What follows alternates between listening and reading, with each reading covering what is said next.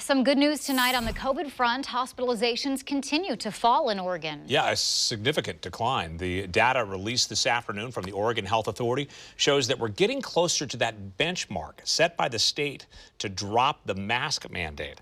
Fox 12's Kendra Kent is live tonight with details, plus how hospitals are now responding to this shift. Kendra? Yeah, that's right, Pete. And the Oregon Health Authority says that today there were 60 fewer patients in hospitals with COVID-19 compared to yesterday. And that number also includes a decrease of patients in ICU beds. Now, COVID-19 cases, however, were up from yesterday with just over 1,600 new and presumed COVID cases reported today. But it is a downward trend overall. Take a look at this graph from the Oregon Health Authority. You can see the peak case period in mid-January. And since then, it is quite a drastic drop in cases. You might remember that public health leaders are most concerned about COVID hospitalizations when it comes to dropping the mask mandate. Right now, there are just over 800 people with COVID in hospitals across Oregon.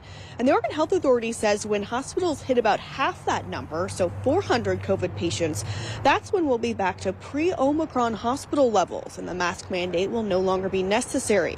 OHA predicts Oregon will get to those levels no later than late March, which is why the state expects to drop the indoor mask mandate before April. As of right now, OHA says hospitals are still experiencing a great amount of strain on resources and the availability of beds, and only 8% of adult ICU beds are available statewide.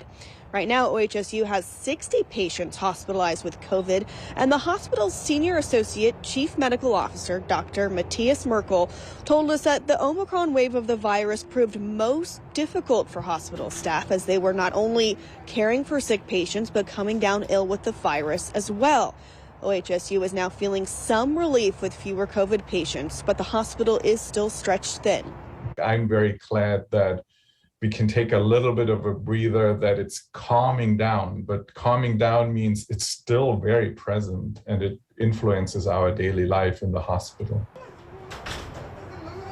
And OHSU says it is just starting to bring back some non-urgent and elective procedures this week and next, hoping to ramp up more of those surgeries over the coming weeks. Now, the Oregon Health Authority today also announced 20 new COVID-related deaths, bringing the state's death toll to nearly 6,400 people.